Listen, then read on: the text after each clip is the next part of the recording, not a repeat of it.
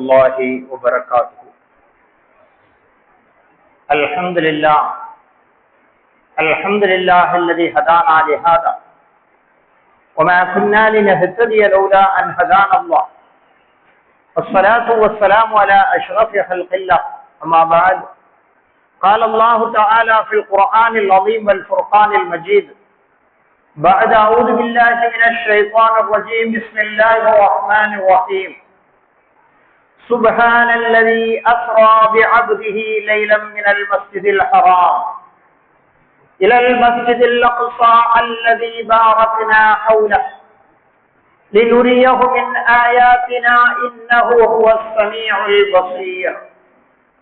وقال النبي صلى الله عليه وسلم: الصلاة معراج المؤمن أو كما قال عليه الصلاة والسلام. விரிந்த விண்ணை, பரந்த மண்ணை, கடலினை, மலையை, கதிர்மதி உடுவை, அடவியை, புடவியை மற்றும் அண்டகோடிகள் அனைத்தையும் வடிவுறத் தனது பேருடையதனால் வகுத்து வெவ்வேறாய் அமைத்து உடலினுக்கு உயிராய், உயிரினுக்கு உடலாய் உறைந்திருக்கும் மெய்ப்பொருளே உன் புகழ் போற்றி. முல்லையம் காட்டினிலே பேசும் மோகன தென்றலை போல் நல்லியல் மனம் பரப்ப வந்த நபியரசரை வாழ்த்தி, அன்னாரின் அடிச்சுவட்டை பின்பற்றி ஒழுகிய உத்தம சஹாபா பெருமக்கள், சத்திய சீலர்கள், சன்மார்க்க போதகர்கள், சமுதாயத்திற்காக தம்மை அர்ப்பணித்துக் கொண்ட தியாக செம்மல்கள் ஆகியோரின் நல் ஆபத்தனை ஆசித்தவனாய் இந்த ஜும்மாவினுடைய சிறிய உரையினை ஆரம்பம் செய்கின்றேன். கண்ணியத்திற்கும் மிகுந்த மேன்மைக்கும் குறித்தான எனதன்மை இஸ்லாமிய பெரியவர்களே, இனிய இஸ்லாத்தின் வாழ்வுக்கும் தாழ்வுக்கும் பொறுப்பேற்றிருக்கக்கூடிய வாலிப தோழர்களே, இளைஞர்களே, பரவான ஜும்மாவினுடைய தொழுகையை சொல்வதற்காகவும் சொல்லப்படுகின்ற விஷயங்களை கேட்பதற்காகவும் கேட்கப்படுகின்ற பிரார்த்தனைகளுக்கு ஆமீன் சொல்வதற்காகவும் அதன் ஆரம்ப பக்திலேயே வந்தமர்த்த நம்மை அல்லாஹ் கபூல் செய்வானாக. நம்முடைய பாவங்கள், குற்றங்கள், பிழைகளை எல்லாம் அல்லாஹ் மன்னித்து அருள் புரிவானாக. சொல்வதையும் கேட்பதையும் சாலிஹான அமலாக நம்முடையிடமிருந்து அல்லாஹ் கபூல் செய்வானாக.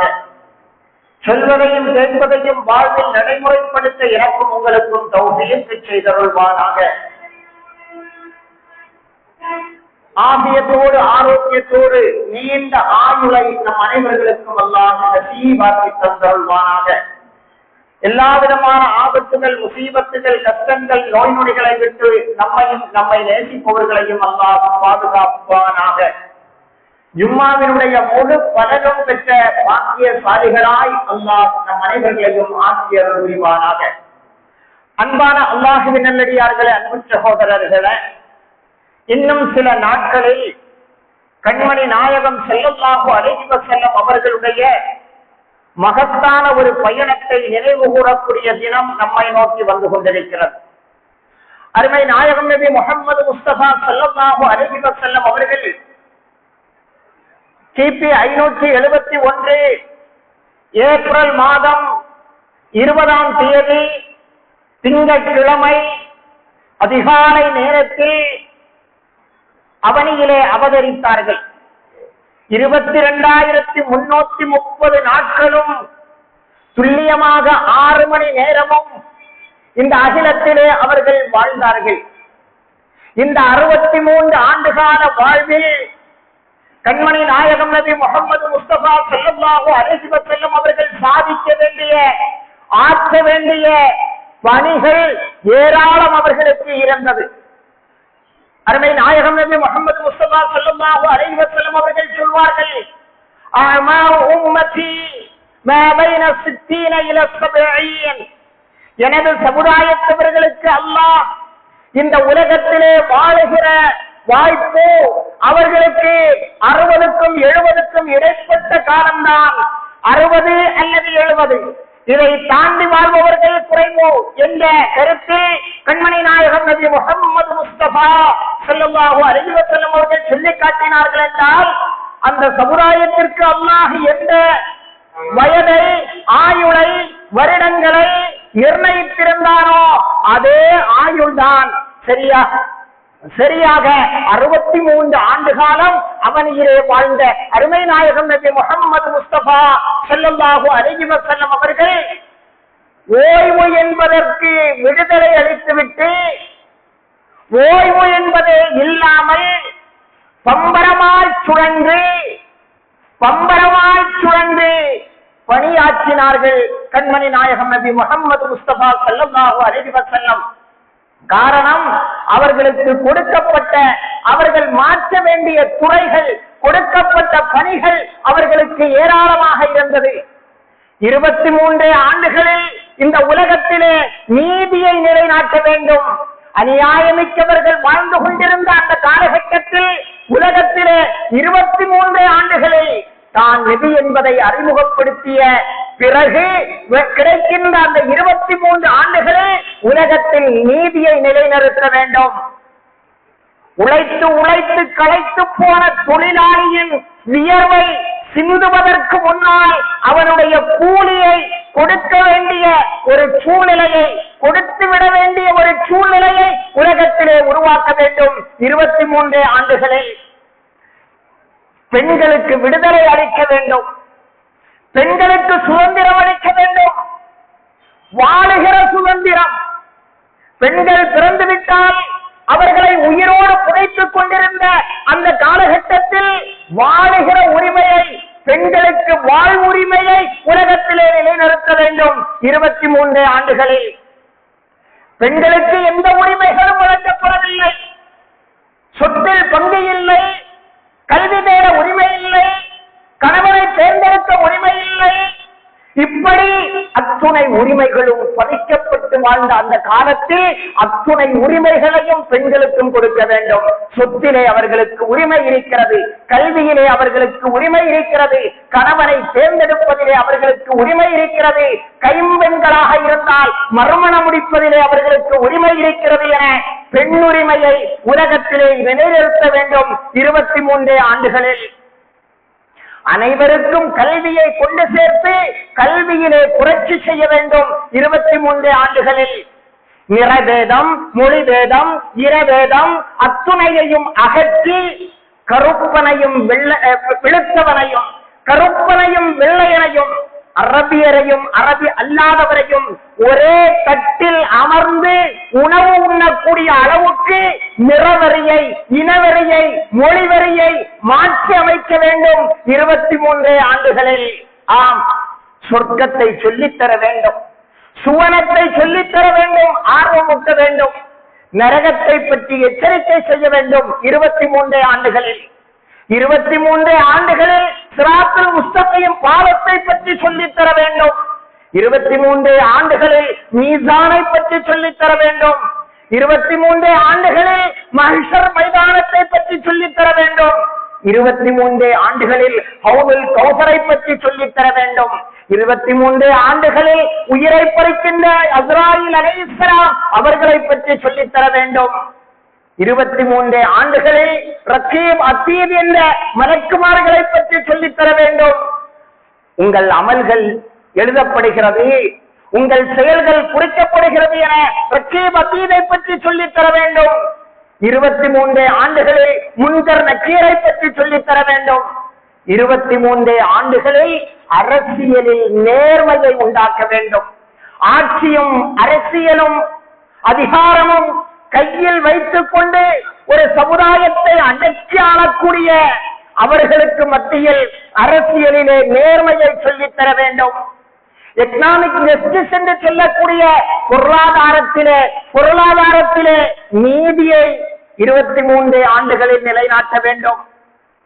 பொலிட்டிக்கல் ஃப்ரீடம் என்று சொல்லக்கூடிய அரசியல் சுதந்திரத்தை, சுதந்திரமான அரசியலை, ஜனநாயக அரசியலை உலகத்திலே நியமிக்க வேண்டும். உலகத்திலே அரசியலை, சுதந்திரமான அரசியலை, பொலிட்டிக்கல் ஃப்ரீடத்தை உருவாக்க வேண்டும். அதுபோல பெர்சனல் டெஸ்டிட்டி என்று சொல்லக்கூடிய சுய ஒழுக்கத்தை, தனிமனித ஒழுக்கத்தை உலகமெங்கும் பரவச் செய்ய வேண்டும். அதுபோல ஃபேமிலி அட்மினிஸ்ட்ரேஷன் என்று சொல்லக்கூடிய குடும்ப நிர்வாகம், ஒரு குடும்பம் எப்படி இருக்க வேண்டும், யாருக்கு கட்டுப்பட வேண்டும், யாருக்கு என்ன பொறுப்பு இருக்கிறது, ஆணுக்கு என்ன பொறுப்பு இருக்கிறது, பெண்ணுக்கு என்ன பொறுப்பு இருக்கிறது, பெண்ணு என்று ஃபேமிலி அட்மினிஸ்ட்ரேஷன் குடும்ப நிர்வாகத்தை 23 ஆண்டுகளில் உலகெங்கிலும் சொல்லித்தர வேண்டும். நேஷன் பில்டிங் என்று சொல்லக்கூடிய ஒரு தேசத்தை கட்டி எழுப்பி அதை ஆளுகிற அந்த அதிகாரத்தினுடைய அந்த ஆட்சியினுடைய பக்குவத்தை 23 ஆண்டுகளில் உலகத்திற்கு சொல்லித்தர வேண்டும். அதுபோல கல்ச்சுரல் ரினைசன்ஸ் என்று சொல்லக்கூடிய கலாச்சார மறுமலர்ச்சியை எந்த நாகரிகமும் இல்லாமல் எந்த கலாச்சாரமும் இல்லாமல் அழிவு பாதையிலே மூழ்கி கிடந்த அந்த மக்களுக்கு மத்தியில் கல்ச்சுரல் ரினைசன்ஸ் என்று சொல்லக்கூடிய கலாச்சார மறுமலர்ச்சியை 23 ஆண்டுகளில் கற்றுக் கொடுக்க வேண்டும். அது மட்டுமா அன்பானவர்களே, சிவிலைசேஷன் என்று சொல்லக்கூடிய நாகரிகத்தை, நல்ல நாகரிகத்தை மக்களுக்கு மத்தியிலே பரவச் செய்ய வேண்டும். இவைகளுக்கெல்லாம் மேலாக, இவைகளை விடவெல்லாம் மேலாக இந்த வானையும் பூமியையும் படைத்த, அந்த சராசரங்களை எல்லாம் படைத்த அகிலத்தின் ரப்புல் ஆலமீனான அல்லாஹுவை அறிமுகப்படுத்தி வைக்க வேண்டும். அல்லாஹ் யார், எங்கே இருக்கிறான், அவன் எப்படி நம்மை கண்காணிக்கிறான், அவன் எப்படிப்பட்டவன், அவனுடைய தாத், அவனுடைய சிபாத், அவனுடைய அஃபால், அவனுடைய ஆசார், இவைகளை எல்லாம் உலக மக்களுக்கு சொல்லித்தர வேண்டும். ஆனால் வாழுகிற பாக்கியம் வல்லான் அவர்களுக்கு வழங்கியது வெறும் 63 ஆண்டுகளில் தான். இந்த 63 ஆண்டுகால வாழ்க்கையில் இவ்வளவு பிரச்சனைகளுக்கு மத்தியில், இவ்வளவு பெரிய பிரச்சனைகளுக்கு மத்தியில் இவ்வளவு பெரிய பொறுப்பை நிறைவேற்ற வேண்டிய கண்மணி நாயகம் ஸல்லல்லாஹு அலைஹி வஸல்லம் அவர்களுடைய வாழ்க்கையில் பல பயணங்களும் நடந்திருக்கிறது. பல்லாயிரம் கிலோமீட்டர் பயணம் செய்ய வேண்டிய பல்வேறு பயணங்கள் நடந்திருக்கிறது. ஆம், வணிகத்திற்காக வேண்டி ஏறத்தாழ 1650 கிலோமீட்டர் தூரத்திலே இருக்கக்கூடிய மக்காவிலிருந்து 1650 கிலோமீட்டர் தூரத்திலே இருக்கக்கூடிய சிரியாவுக்கு பயணம் செய்தார்கள். வணிக பயணம், வியாபாரத்திற்காக, உழைத்து உண்ண வேண்டும் என்பதற்காக, உழைப்பிற்காக, வியாபாரத்திற்காக, நிதி மேலாண்மைக்காக கண்மணி நாயகம் ஸல்லல்லாஹு அலைஹி வஸல்லம் 1650 கிலோமீட்டர் தூரத்திலே இருக்கக்கூடிய சிரியாவுக்கு பயணப்பட்டார்கள். அழைப்புக்காக வேண்டி சுமார் 60 மைல் தூரத்திலே இருக்கக்கூடிய தாயிஃப் என்று சொல்லக்கூடிய நகரத்திற்கு நடந்தே கால்நடையாகவே புறப்பட்டு சென்றார்கள். 60 மைல் தூரம் தாயிஃப் நகரத்திற்கு அழைப்பு பிரச்சாரத்திற்காக, அழைப்பு பணிக்காக கண்மணி நாயகம் ஸல்லல்லாஹு அலைஹி வஸல்லம் அவர்கள் மேற்கொண்ட பயணம் தான் தாயிஃப் பயணம். மக்காவிலிருந்து 60 மைல் தொலைவிலே இருக்கக்கூடிய பயணம். அன்பானவர்களே, கண்மணி நாயகம் ஸல்லல்லாஹு அலைஹி வஸல்லம் அவர்கள் தான் நபி என்பதை 40வது வயதில் தான் அறிமுகப்படுத்துகிறார்கள். தான் நபி என்பதை 40வது வயதில் தான் அறிமுகப்படுத்துகிறார்கள். நபி என்பதை அறிமுகப்படுத்திய 10 ஆண்டுகளுக்கு பின்னால், அந்த 10 ஆண்டுகளில் பல்வேறு சோதனைகள் அவர்களை வந்தடைந்தது. இருந்தாலும் கூட வலக்கரமாகவும் இடக்கரமாகவும் இருந்து அன்னை ஹதீஜா ரலியல்லாஹு அன்ஹா அவர்களுடைய பெரிய தந்தை அவர்கள், இவர்களெல்லாம் அவர்களை காப்பாற்றி பாதுகாத்து வந்தார்கள். அவர்களின் அரவணைப்பிலே இருந்தார்கள். ஆனால் நபி என்பதை அறிமுகப்படுத்திய 10வது ஆண்டு, தன்னுடைய 50வது வயதில் அதை வரலாற்று ஆசிரியர்கள் ஆமுல் ஹுஸ்ன், கவலையின் ஆண்டு, துக்கத்தின் ஆண்டு, சோதனையின் ஆண்டு என்று சொல்லுகிற அளவுக்கு கண்மணி நாயகம் ஸல்லல்லாஹு அலைஹி வஸல்லம் அவர்களுடைய வாழ்வில் மிகப்பெரிய சோதனைகளை சந்திக்க வேண்டிய காலகட்டமாக அந்த 50வது ஆண்டு ஆகியிருந்தது. ஆம், அருமை நாயகம் ஸல்லல்லாஹு அலைஹி வஸல்லம் அவர்கள் பிறப்பதற்கு முன்பே தந்தையை இழந்து விட்டார்கள். பிறந்த 6வது வயதிலேயே தாயை இழந்து விட்டார்கள். பிறந்த 8வது வயதிலேயே பாட்டனாரை இழந்து விட்டார்கள். 20வது வயதில் இந்த சமூகத்திற்கு ஏதாவது நன்மையான காரியம் செய்ய வேண்டும், மனிதர்களுக்கு ஏதாவது நன்மை செய்ய வேண்டும் என்பதற்காக 20வது வயதில் ஹில்ஃபுல் ஃபுஹூல் என்று சொல்லக்கூடிய ஒரு நற்பணி மன்றத்தில் தன்னை உறுப்பினராக நியமித்து தன்னை உறுப்பினராக இணைத்து சமூக சேவைகளை செய்தார்கள். 25வது வயதில் அன்னை ஹதீஜா ரலியல்லாஹு அன்ஹா அவர்களை திருமணம் முடிக்கிறார்கள். 35வது வயதில் மக்காவில் மிகப்பெரிய நீதிமான் என்ற பட்டத்தை எடுக்கிறார்கள். மக்காவிலே நிகழவிருந்த மிகப்பெரிய கலகத்தை தன்னுடைய சாதுரியத்தால் தடுத்து நிறுத்தி மக்களுக்கு மத்தியில் ஏற்படவிருந்த குழப்பத்தை தன்னுடைய 35வது வயதிலே தடுத்து நிறுத்தி இணக்கமானவர், இணக்கத்தை உண்டாக்கக்கூடியவர், சாதுரியமானவர், அறிவு நிறைந்தவர் என்ற அனைத்து பட்டங்களும் மக்காவெங்கும் பரவுகிறது. 35வது வயதில் தன்னுடைய 40வது வயதில் தான் இறைவனுடைய நபி என்று மக்களுக்கு மத்தியிலே அறிமுகப்படுத்துகிறார்கள். நபி என்று அறிமுகப்படுத்தியதற்கு பின்னால் தான் ஏராளமான கஷ்டங்கள், ஏராளமான சோதனைகள், ஏராளமான துன்பங்களை கண்மணி நாயகம் முஹம்மது முஸ்தபா ஸல்லல்லாஹு அலைஹி வஸல்லம் அவர்கள் சந்தித்தார்கள். நபி என்பதை அறிமுகப்படுத்திய 10வது ஆண்டில் தான், நபி என்பதை அறிமுகப்படுத்தியதற்கு பின்னால் அவர்களுடைய 50வது வயதில் ஒரு ரஜபு மாதம் 80 வயதை நிரம்பிய அவர்களுடைய பெரிய தந்தை அபூ தாலிப் அவர்களுக்கு இடக்கரமாக இருந்து அவர்களை அரவணைத்து அவர்களை காப்பாற்றி வந்த அந்த அபூ தாலிப் அவர்கள் தனது 80வது வயதில் அவர்கள் வஃபாத் ஆகுகிறார்கள். ஒரு ரஜபு மாதத்திலே அவர்கள் வஃபாத் ஆகுகிறார்கள்.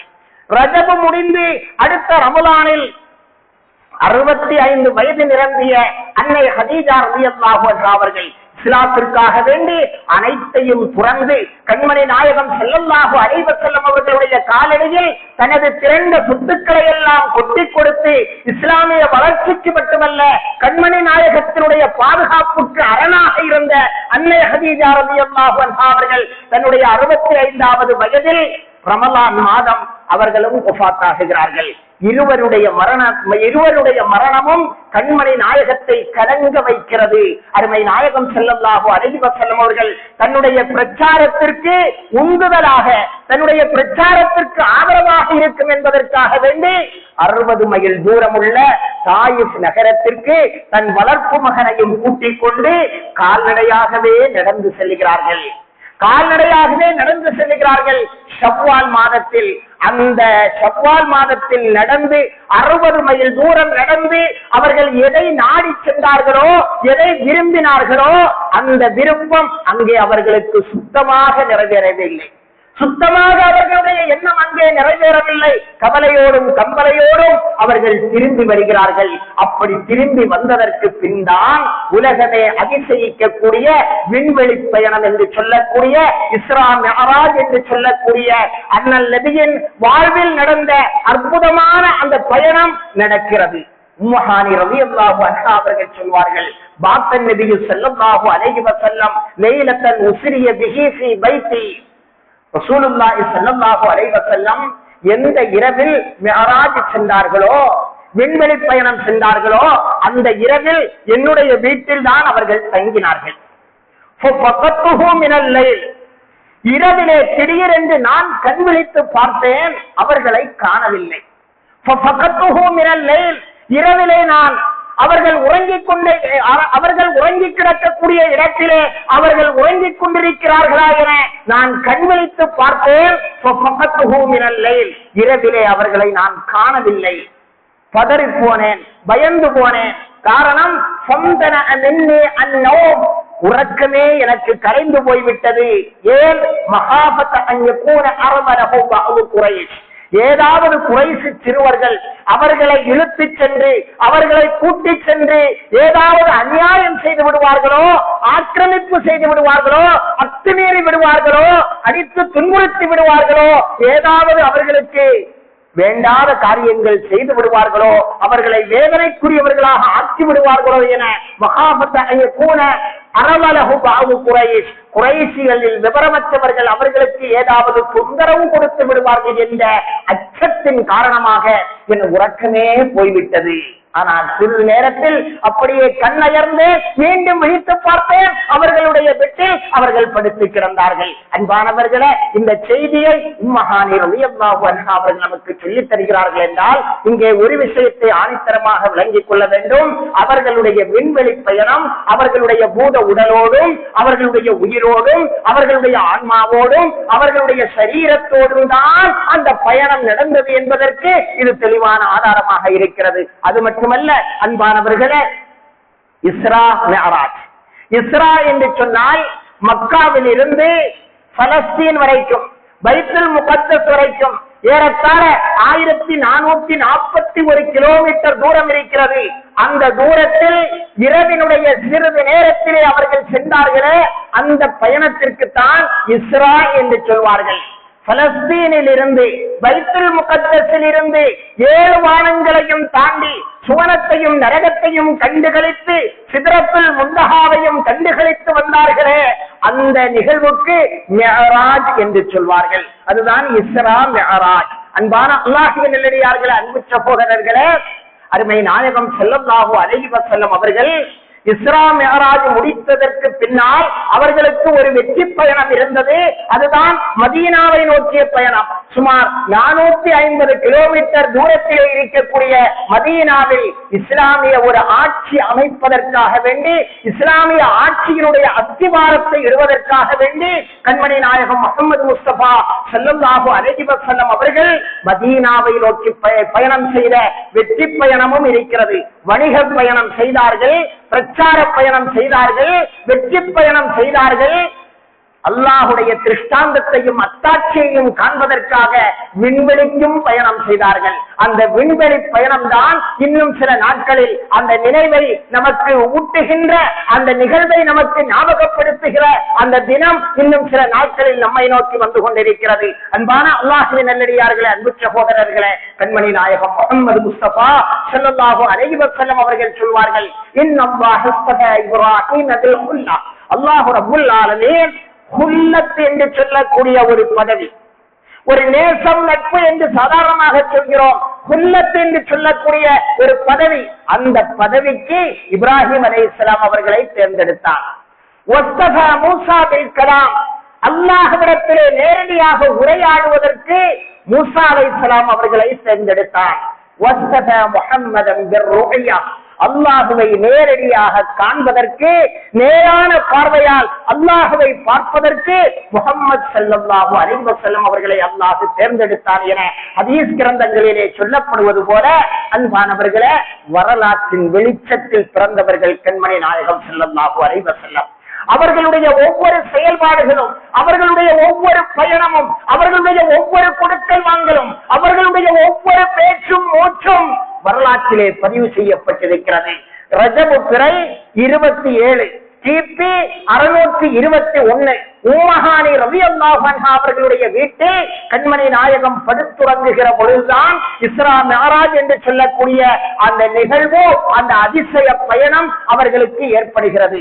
அல்லாஹ் ரப்புல் ஆலமீன் அருள்மறை குர்ஆன் 17வது அத்தியாயம் முதல் வசனத்திலே அல்லாஹ் சொல்வான், சுப்ஹான் அல்லதி யஸ்ரா பிஅப்திஹி லைலன் மினல் மஸ்ஜிதில் ஹராம் இலல் மஸ்ஜிதில் அக்ஸா அல்லதி பாரக்னா ஹவுலா லினுரியஹு மின் ஆயாத்தினா இன்னஹு ஹுவஸ் ஸமீஉல் பஸீர். 17வது அத்தியாயத்தினுடைய முதல் வசனத்திலே அல்லாஹ் சொல்வான், சுப்ஹான் அல்லதி அஸ்ரா பிஅப்திஹி. அல்லாஹ் தூய்மையானவன், அல்லாஹ் மகத்துவமானவன். எப்படிப்பட்டவன் தெரியுமா? அவன் தன்னுடைய அடியாரை இரவினுடைய கொஞ்ச நேரத்திலே கூட்டிச் சென்றான். அஸ்ராபி அபதிஹி, தன்னுடைய அடியாரை கூட்டிச் சென்றான். லைலன், இரவினுடைய கொஞ்ச நேரத்திலே, இரவினுடைய கொஞ்ச நேரத்திலே மினல் மஸ்ஜிதில் ஹராம், மக்காவில் உள்ள புனித பள்ளியில் இருந்து, மஸ்ஜிதில் ஹராமில் இருந்து, இலல் மஸ்ஜிதில் அக்ஸா, தூரமாக இருக்கக்கூடிய ஏறத்தாழ 1441 கிலோமீட்டர் துல்லியமாக சொல்ல வேண்டுமானால் தூரத்திலே இருக்கக்கூடிய அந்த மஸ்ஜிதுல் அக்ஸாவுக்கு அல்லாஹ் ரப்புல் ஆலமீன் அவர்களை கூட்டிச் சென்றார். மஸ்ஜிதுல் அக்ஸா எப்படிப்பட்டது தெரியுமா? அல்லதி பாரக்னா ஹவுலா, அதை சுற்றியும் நாம் பரக்கத்து செய்திருக்கிறோம். ஏராளமான நபிமார்கள், லட்சத்திற்கும் அதிகமான நபிமார்கள் இத்தரணியில் அவதரித்தார்கள் என கண்மணி நாயகம் நமக்கு சொல்லித் தந்தார்கள். அந்த நபிமார்களில் ஆயிரக்கணக்கான நபிமார்கள் மண்மறைந்து வாழுகிற இடம் அது மஸ்ஜிதுல் அக்ஸாவை சுற்றியாக இருக்கிறது, அந்த பலஸ்தீன் பூமியாக இருக்கிறது. அதனால் தான் அல்லாஹ் சொல்வான், அல்லதி பாரக்னா அவுலா, அந்த மஸ்ஜிதுல் அக்ஸாவை சுற்றி நாம் பரக்கத்து செய்திருக்கிறோம். அந்த இடத்திற்கு அல்லாஹ் அவர்களை கூட்டிச் சென்றான். எதற்காக கூட்டிச் சென்றான், எதற்காக கூட்டிச் சென்றார் என்பதை அல்லாஹ் சொல்லுகிற பொழுது, நம்முடைய திருஷ்டாந்தங்களை, நம்முடைய மிக பெரும் அத்தாட்சிகளை அவர்களுக்கு நாம் காட்டிக் கொடுப்பதற்காக, நமது அத்தாட்சிகளை, நமது திருஷ்டாந்தங்களை, நமது படைப்புகளை, விண்ணையும் மண்ணையும் அதுபோல விண்ணில் இருக்கக்கூடிய வியத்தகு காட்சிகளை எல்லாம் அவர்களுக்கு காட்டி கொடுத்து அவர்களை சமாதானப்படுத்துவதற்காக, அவர்களை ஆறுதல் படுத்துவதற்காக, நமது திருஷ்டாந்தங்களை அவர்களுக்கு காட்டி கொடுப்பதற்காக அவர்களை அல்லாஹ் கூட்டிச் சென்றார். அல்லாஹ் தான் அனைத்தையும் கேட்டுக்கொண்டும் அனைத்தையும் பார்த்துக் கொண்டும் இருக்கிறான் என அந்த வசனத்தை அல்லாஹ் முடிக்கிறான் என்றால், அன்பான அல்லாஹ் நல்லடியார்களே, அன்பு சகோதரர்களே, இஸ்ரா மிஅராஜினுடைய அந்த நிகழ்வுகள் பல வருடங்களாக நாம் அவைகளை பல தடவை சொல்லி இருக்கிறோம். எப்படி எங்கிருந்து புறப்பட்டார்கள், என்னென்ன கண்டார்கள், என்னென்ன படிப்பினைகள்.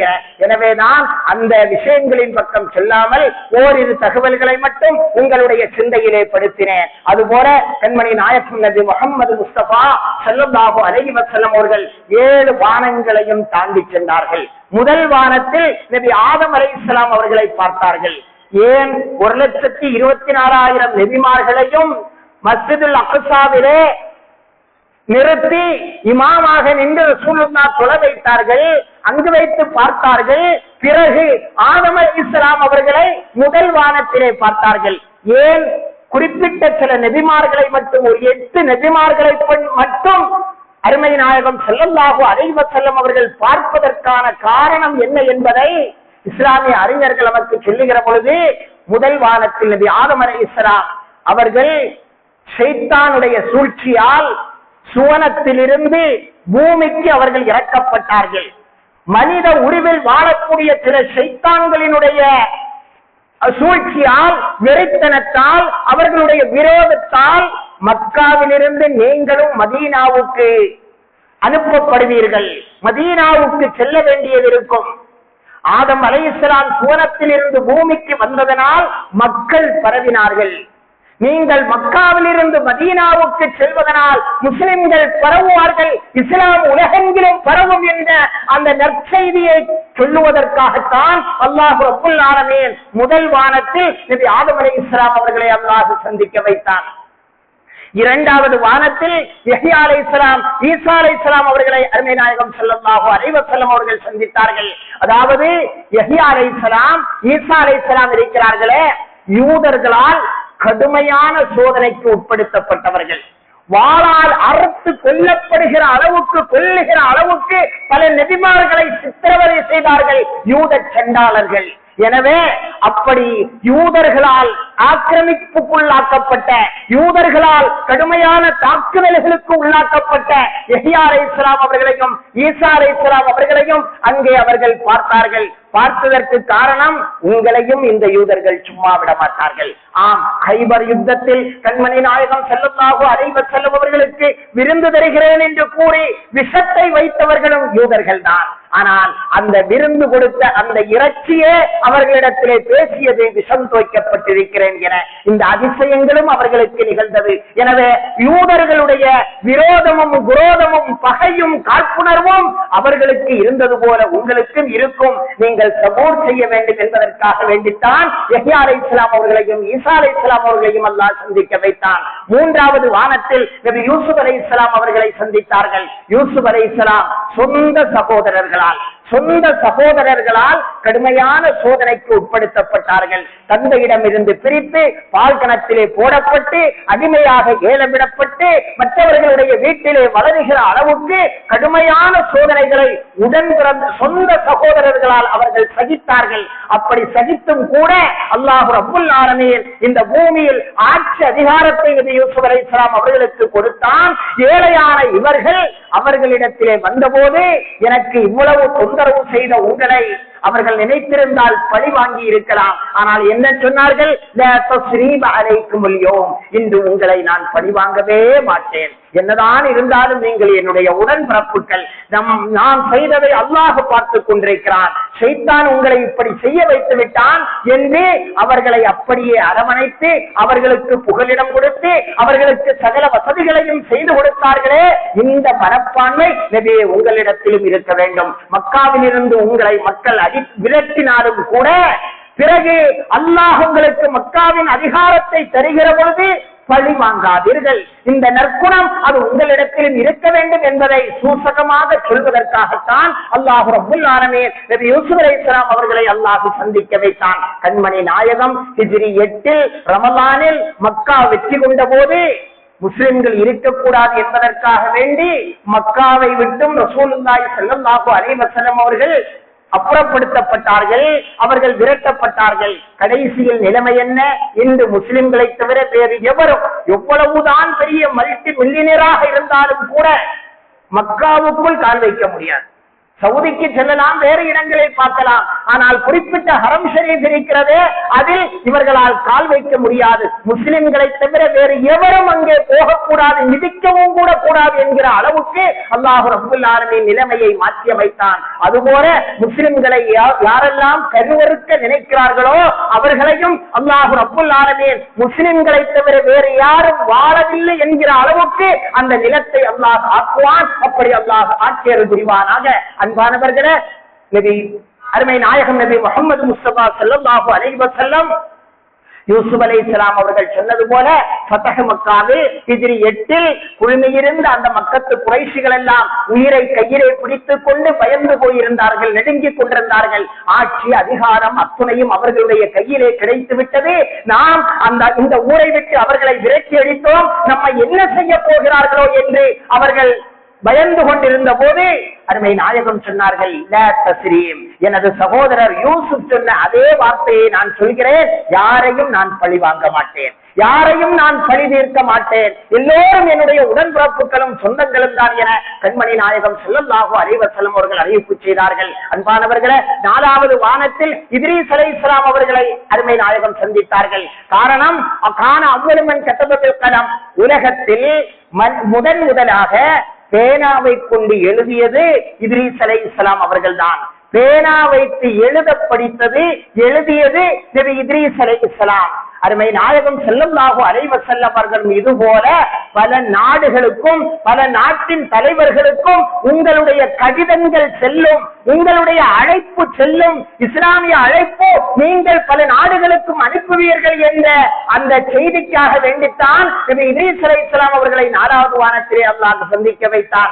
5வது வானத்தில் நபி ஹாரூன் அலைஹிஸ்ஸலாம் அவர்களை சந்திக்க வைத்தான். காரணம், பனூ இஸ்ரவேலர்களுக்கு மிகவும் பிரியத்திற்குரியவர்களாக ஹாரூன் அலைஹிஸ்ஸலாம் இருந்தார்கள். இருந்தும் கூட இஸ்லாத்தை சொன்ன மாத்திரத்தில் மிகப்பெரிய பகையும் பிரச்சனையும் ஏற்பட்டது. அதுபோல உங்களையும் மக்கள் விரும்புவார்கள், ஆனால் சத்தியத்தை சொல்லுகிற பொழுது பல பிரச்சனைகள் ஏற்படும், அதை சபூர் செய்ய வேண்டும் என்பதற்காகத்தான் ஹாரூன் அலைஹிஸ்ஸலாம் அவர்களை சந்திக்க வைத்தான். அதுபோல 6வது வானத்தில் நபி மூசா அலைஹிஸ்ஸலாம் அவர்களை சந்தித்தார்கள். மூசா அலைஹிஸ்ஸலாம் அவர்களை எதிரியின் வீட்டிற்கு உள்ளாக வைத்தே அல்லாஹ் வளர்த்தான், அல்லாஹ் பாதுகாத்தான். எனவே உங்களை சூழ்ந்திருக்கக்கூடிய எவ்வளவு பெரிய அசத்தியவாதிகளாக எதிரிகளாக பலம் படைத்தவர்களாக இருந்தாலும் அல்லாஹ் பாதுகாக்க நினைத்தால் உங்களை பாதுகாப்பான் என்ற அந்த படிப்பினைக்காக வேண்டித்தான் நபி மூசா அலைஹிஸ்ஸலாம் அவர்களை சந்திக்க வைத்தான்.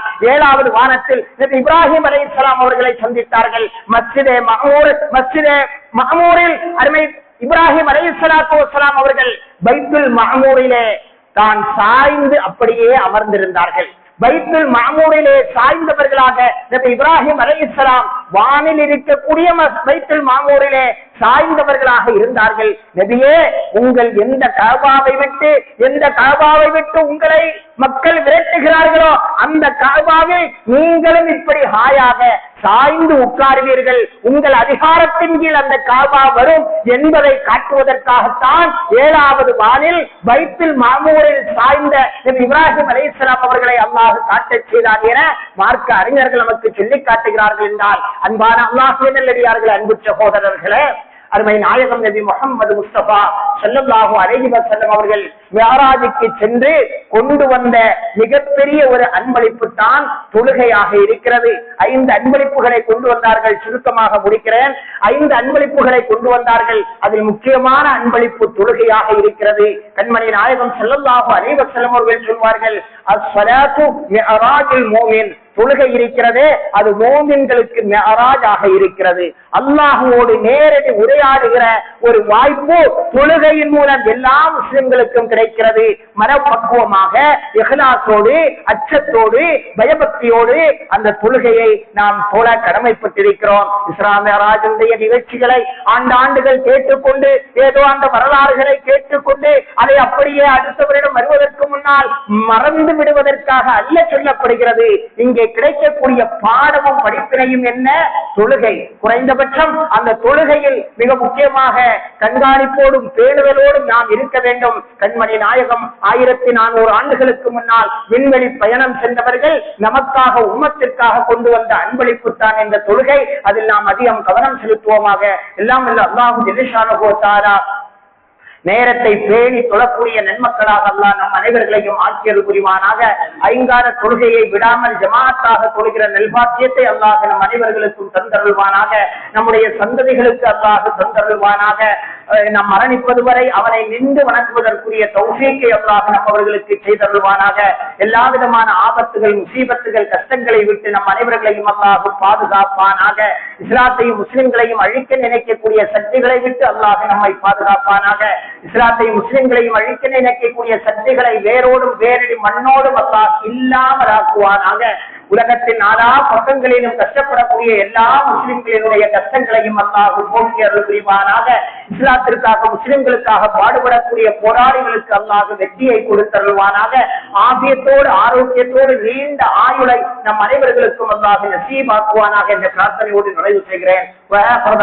அல்ஹம்துலில்லாஹி ரப்பில் ஆலமீன். அஸ்ஸலாமு அலைக்கும் வரஹ்மத்துல்லாஹி வபரகாத்துஹு.